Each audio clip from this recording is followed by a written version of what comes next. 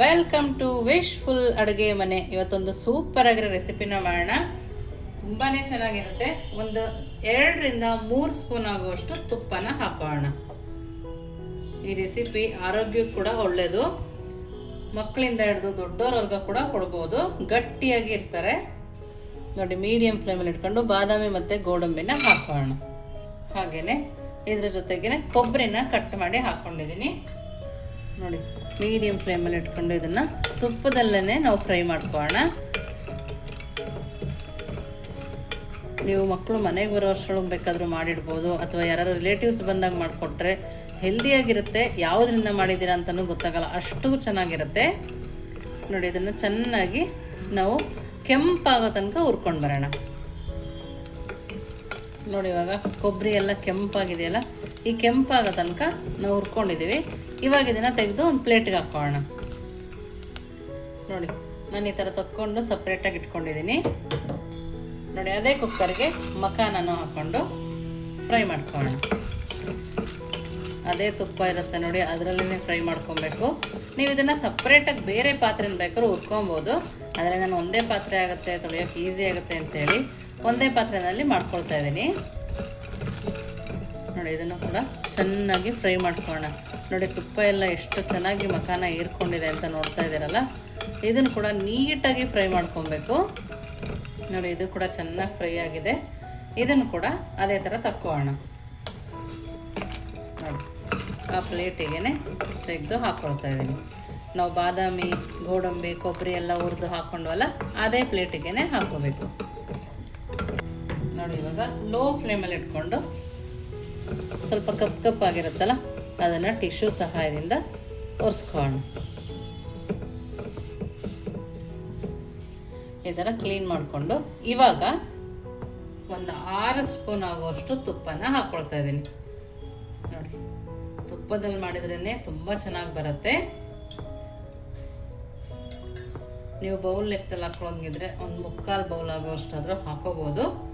ನಾನಿಲ್ಲಿ 6ರಿಂದ 7 ಸ್ಪೂನ್ ಆಗೋಷ್ಟು ತುಪ್ಪನ ಹಾಕ್ಕೊಂಡಿದ್ದೀನಿ ನೋಡಿ. ನಾನಿಲ್ಲಿ 1 ಬೌಲ್ ಆಗುವಷ್ಟು ಹೆಸರು ಬೇಳೆನ ತೊಗೊಂಡಿದ್ದೀನಿ ನೋಡ್ತಾ ಇದ್ದೀರಲ್ಲ. ಈ ಬೇಳೆನ ಚೆನ್ನಾಗಿ ಒರೆಸ್ಬಿಟ್ಟು ಹಾಕ್ಕೊಂಡಿದ್ದೀನಿ. ನೀವು ತೊಳೆದು ಒರೆಸಿ ಕೂಡ ಹಾಕೋಬೋದು. ನಾನಿಲ್ಲಿ 1 ಬೌಲ್ ಆಗುವಷ್ಟು ಹೆಸರು ಬೇಳೆನ ಹಾಕ್ಕೊಂಡಿದ್ದೀನಿ.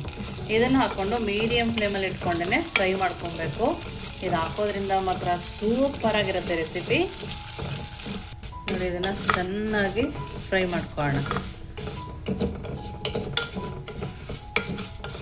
ನೋಡಿ. ಈ ಥರ ಫ್ರೈ ಆಗುವಾಗ ನೋಡಿ, ಇಲ್ಲಿ 1 ಬೌಲ್ ಆಗುವಷ್ಟು ನಾನಿಲ್ಲಿ ಬನ್ಸಿ ರವೆನ ಹಾಕ್ಕೊಳ್ತಾ ಇದ್ದೀನಿ ನೋಡಿ. ಬನ್ಸಿ ರವೆ ಹಾಕೋದ್ರಿಂದ ತುಂಬ ಚೆನ್ನಾಗಿ ಟೇಸ್ಟ್ನ ಕೊಡುತ್ತೆ. ಇದನ್ನು ಕೂಡ ಮೀಡಿಯಂ ಫ್ಲೇಮಲ್ಲಿ ಇಟ್ಟು ಚೆನ್ನಾಗಿ ಫ್ರೈ ಮಾಡ್ಕೊಬೇಕು. ನಾವು ಬನ್ಸಿ ರವೆಲಿ ಉಪ್ಪಿಟ್ಟು ಮಾತ್ರ ಮಾಡ್ತೀವಿ, ಪಾಯಸ ಮಾಡ್ತೀವಲ್ವ, ಈ ಥರ ಮಾಡಿದಾಗಂತೂ ಸೂಪರ್ ಅಂತಲೇ ಹೇಳ್ಬೋದು. ಇದನ್ನು ಕೂಡ ಮೀಡಿಯಂ ಫ್ಲೇಮಲ್ಲಿಟ್ಟು ಕೆಂಪು ಬಣ್ಣ ಬರೋ ತನಕ ಫ್ರೈ ಮಾಡ್ಕೊಳ್ಳೋಣ. ಇದೇ ಥರ ಕೈಯಾಡಿಸ್ತಾ ನಾವು ಕೆಂಪಾಗೋ ತನಕ ಹುರ್ಕೊಳ್ಳೋಣ. ನಾವು ಹುರಿಯೋದ್ರಿಂದ ಕೂಡ ತುಂಬ ಚೆನ್ನಾಗಿರುತ್ತೆ. ನಾವಿಲ್ಲಿ ಹೆಸರು ಬೇಳೆ, ರವೆ ಹಾಕಿದ್ದೀವಿ ಅಂತಲೇ ಗೊತ್ತಾಗೋದಿಲ್ಲ. ನೀವಿನ್ನೂ ನಮ್ಮ ವಾಟ್ಸಪ್ ಗ್ರೂಪಿಗೆ ಜಾಯಿನ್ ಆಗಿಲ್ಲ ಅಂದರೆ ವಿಶ್ಫುಲ್ ವಾಟ್ಸಪ್ ಗ್ರೂಪ್ಗೆ ಜಾಯಿನ್ ಆಗೋದನ್ನು ಮರಿಬೇಡಿ. ಇದೇ ಥರ ಹೊಸ ರೆಸಿಪಿಗಳನ್ನ ನೀವಲ್ಲಿ ನೋಡ್ಬೋದು ನೋಡಿ. ಇವಾಗ ಚೆನ್ನಾಗಿ ಕೆಂಪಾಗಿದೆ, ನೋಡ್ತಾ ಇರ್ಬೋದು ನೀವು. ಎಷ್ಟು ಕೆಂಪಾಗೋ ತನಕ ನಾವು ಇದನ್ನು ಫ್ರೈ ಮಾಡ್ಕೋಬೇಕು ನೋಡಿ. ಇವಾಗ ನೀವು ನೋಡ್ತಾ ಇರ್ಬೋದು, ಇಷ್ಟು ಕೆಂಪಾಗೋ ತನಕ ನಾವು ಫ್ರೈ ಮಾಡ್ಕೊಂಡಿದ್ದೀವಲ್ಲ.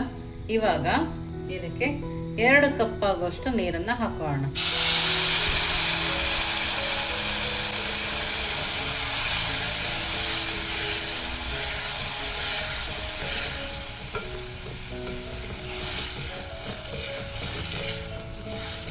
ನಾವು ಒಂದೇ ಸರಿ 2 ಕಪ್ ಹಾಕಬಾರ್ದು.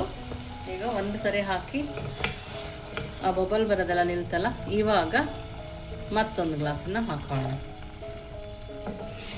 ನೋಡಿ. ನಿಮ್ಗೆ ಇನ್ನೂ ಸ್ವಲ್ಪ ನೀರು ಬೇಕನ್ನಿಸ್ತೆ ಇನ್ನು ಸ್ವಲ್ಪ ಹಾಕೋಬೋದು. ನಾನಿಲ್ಲಿ 2 ಗ್ಲಾಸನ್ನು ಕರೆಕ್ಟಾಗಿ ಹಾಕ್ಕೊಳ್ತಾ ಇದ್ದೀನಿ ನೋಡಿ. 2 ಹದವಾಗಿ ಬೇಯಬೇಕು, ಆವಾಗಲೇ ನಮಗೆ ರುಚಿ ಸಿಗೋದು. ಇದನ್ನಿವಾಗ ಲಿಡ್ಡನ್ನು ಕ್ಲೋಸ್ ಮಾಡಿ ಒಂದೆರಡು ವಿಸಲ್ನ ಕೂಗಿಸ್ಕೊಳ್ಳೋಣ. ನೋಡಿ ಇಲ್ಲಿ ಮತ್ತೊಂದು ಪಾತ್ರೆನ ತಗೊಂಡು 1 ಬೌಲ್ ಆಗುವಷ್ಟು ಬೆಲ್ಲದ ಪುಡಿನ ಹಾಕ್ಕೊಂಡಿದ್ದೀನಿ. ನೋಡ್ತಾ ಇದ್ದೀರಲ್ಲ, ಬೆಲ್ಲದ ಪುಡಿನ ಹಾಕ್ಕೊಂಡಿದ್ದೀನಿ. ನೀವು ಬೆಲ್ಲನ ಜಜ್ಜಿ ಬೇಕಾದರೂ ಹಾಕೋಬೋದು, ಹಾಗೆಯೇ ಪುಡಿ ಬೇಕಿದ್ರೂ ಹಾಕೋಬೋದು. ನೋಡಿ ಈ ಥರ ಪುಡಿ ತಗೊಂಡಿದ್ದೀನಲ್ಲ, ಇದಕ್ಕೆ ಇವಾಗ ನಾವು ಯಾವ ಬೌಲಲ್ಲಿ ಬೆಲ್ಲ ಹಾಕ್ಕೊಂಡು ಆ ಬೌಲಲ್ಲಿನೇ ನೀರನ್ನು ಹಾಕೋಣ. ನೋಡಿ ನೀರನ್ನು ಹಾಕ್ಕೊಂಡು ಈಗ ನಾವು ಸ್ಟವನ್ನು ಆನ್ ಮಾಡ್ಕೊಳ್ಳೋಣ. ನೋಡಿ ಇವಾಗ ನಮಗೆ ಬೆಲ್ಲ ಪಾಕ ಬರಬೇಕಾಗಿಲ್ಲ, ಜಸ್ಟ್ ಕರಗಿದ್ರೆ ಸಾಕು. ನೀಟಾಗಿ ಕರಗಿಸ್ಕೊಂಡು ಬರೋಣ. ನೋಡಿ ಈ ಥರ ನೀಟಾಗಿ ಕೈ ಆಡಿಸ್ತಾ ಬೆಲ್ಲನ ಕರಗಿಸ್ಕೊಬೇಕು. ನಮಗೆ ಜಾಸ್ತಿ ಅಂಟು ಪಾಕ ಆಗಲಿ ಒಂದೆಳೆ ಪಾಕ ಆಗಲಿ ಯಾವುದು ಬರಬೇಕಾಗಿಲ್ಲ, ಜಸ್ಟ್ ಬೆಲ್ಲ ಕರಗಿದ್ರೆ ಸಾಕು. ನೋಡಿ ನಮಗಲ್ಲಿ 2 ವಿಸಲ್ ಆಗೋಷ್ಟರೊಳಗೆ ಇಲ್ಲಿ ಬೆಲ್ಲ ಕೂಡ ಕರಗಿದೆ. ಇದನ್ನು ತೆಗೆದು ಪಕ್ಕಕ್ಕೆ ಇಟ್ಕೊಳ್ಳೋಣ. ಕುಕ್ಕರ್ ಏನಾಗಿದೆ ನೋಡೋಣ ಬನ್ನಿ. ನೋಡಿ ವಿಸಲ್ ಹೋಗಿ ತಣ್ಣಗಾಗಿದೆ. ಇವಾಗ ಯಾವ ಥರ ಬೆಂದಿದೆ ನೋಡೋಣ ಬನ್ನಿ. ನೋಡ್ತಾ ಇದ್ದೀರಲ್ಲ ಎಷ್ಟು ಚೆನ್ನಾಗಾಗಿದೆ ಅಂತೇಳಿ.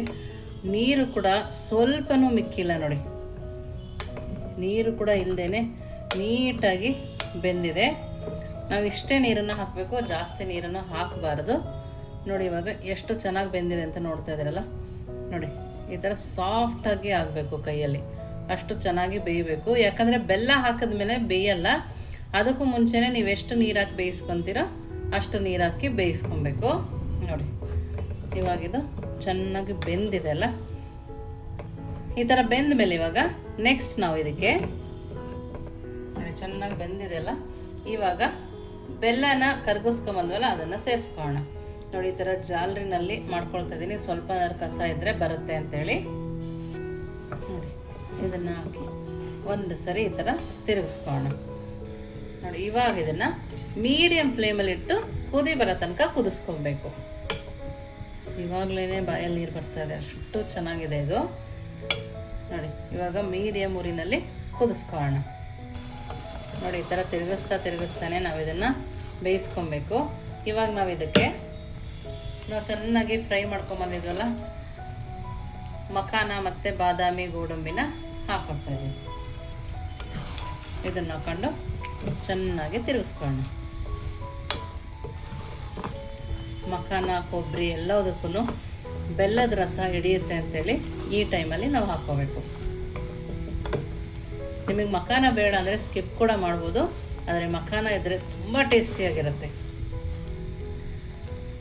ನೋಡಿ ಇವಾಗ ಒಂದು ಸರಿ ತಿರುಗಿಸ್ಕೊಳ್ಳೋಣ.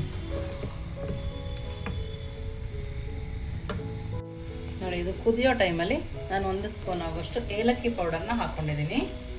ಹಾಗೆಯೇ 1/4 ಬೌಲ್ ಆಗೋಷ್ಟು ಮಿಲ್ಕ್ ಪೌಡರ್ನ ಹಾಕ್ಕೊಂಡಿದ್ದೀನಿ. ಈ ಮಿಲ್ಕ್ ಪೌಡರ್ ಹಾಕೋದ್ರಿಂದ ಕೂಡ ಟೇಸ್ಟ್ ತುಂಬ ಚೆನ್ನಾಗಿರುತ್ತೆ. ನಿಮಗೆ ಸ್ವಲ್ಪ ತೆಳು ಬೇಕಂದರೆ ಬೆಲ್ಲದ ಜೊತೆಗೆ ಸ್ವಲ್ಪ ನೀರನ್ನು ಹಾಕ್ಕೋಬೋದು, ಇಲ್ಲಾಂದರೆ ಹಾಗೆ ಕೂಡ ಮಾಡ್ಕೊಬೋದು. ನೋಡಿ ಇದನ್ನು ಕೆಲವರು ಗಟ್ಟಿಯಾಗಿ ಇಷ್ಟಪಡ್ತಾರೆ, ಕೆಲವರು ತೆಳುವಾಗಿ ಕೂಡ ಇಷ್ಟಪಡ್ತಾರೆ. ನೋಡಿ ಎಷ್ಟು ಚೆನ್ನಾಗಿ ಕಾಣಿಸ್ತದೆ ಅಂತ, ತುಂಬ ಅಂದರೆ ತುಂಬ ಅದ್ಭುತವಾಗಿರುತ್ತೆ ಅಂತಲೇ ಹೇಳ್ಬೋದು. ಈ ಥರ ಡಿಫ್ರೆಂಟಾಗಿ ನಿಮ್ಮ ಮನೇಲಿ ಮಾಡಿಕೊಡಿ, ಏನಂತಾರೆ ಅಂತ ನಮಗೆ ಕಮೆಂಟ್ ಮೂಲಕ ತಿಳಿಸಿ, ಅಷ್ಟು ಚೆನ್ನಾಗಿರುತ್ತೆ. ನೋಡಿ ಈ ಥರ ತಿರುಗಿಸ್ತಾ 1-2 ಸರಿ ಬೇಯಿಸ್ಕೊಂಬರೋಣ. ನೋಡಿ ಈ ಥರ ಕೈ ಆಡಿಸ್ಕೊತಾ ಇರಬೇಕು, ಇಲ್ಲಾಂದರೆ ತಳ ಹಿಡಿಯೋ ಚಾನ್ಸಸ್ ಇರುತ್ತೆ. ನೋಡಿ ಎಷ್ಟು ನೀಟಾಗಿ ಇದು ಬೆಂದು ರೆಡಿ ಇದೆ ಅಂತೇಳಿ. ಸ್ಮೆಲ್ ಅಂತೂ ಸೂಪರಾಗಿ ಬರ್ತಾ ಇದೆ. ನೋಡಿ ತುಂಬ ಚೆನ್ನಾಗಿದೆ. ನನಗೆ ಇನ್ನು ಸ್ವಲ್ಪ ಗಟ್ಟಿ ಬೇಕು ಅಂತೇಳಿ ಲೋ ಫ್ಲೇಮಲ್ಲಿಟ್ಟು ನಾನು ಬೇಯಿಸ್ಕೊಳ್ತಾ ಇದ್ದೀನಿ. ಇವಾಗ ಇದು ರೆಡಿ ಇದೆ, ಸ್ಟವನ್ನು ಆಫ್ ಮಾಡ್ಕೊಳ್ಳೋಣ. ಯಾವ ಥರ ತಿನ್ನೋದು ನೋಡೋಣ ಬನ್ನಿ. ನೋಡಿ ನಮ್ಮ ರೆಸಿಪಿ ರೆಡಿ ಇದೆ, ಎಷ್ಟು ಚೆನ್ನಾಗಿದೆ ನೋಡ್ತಾ ಇದ್ದೀರಲ್ಲ ನೀವೇ. ತುಂಬ ಅಂದರೆ ತುಂಬ ಅದ್ಭುತವಾಗಿ ಬಂದಿದೆ. ನೀವು ಒಂದ್ಸರಿ ಈ ಥರ ಮಾಡಿ ಹೇಗಿತ್ತು ಅಂತ ವಿಶ್ಫುಲ್ ಅಡುಗೆ ಮನೆಗೆ ಕಮೆಂಟ್ ಮೂಲಕ ತಿಳಿಸೋದನ್ನು ಮರಿಬೇಡಿ. ನೀವು ನಮ್ಮ ಚಾನಲ್ ಲೈಕ್ ಮಾಡಿ, ಶೇರ್ ಮಾಡಿ, ಸಬ್ಸ್ಕ್ರೈಬ್ ಮಾಡಿ. ವಿಶ್ಫುಲ್ ಅಡುಗೆ ಮನೆಗೆ ಥ್ಯಾಂಕ್ ಯು.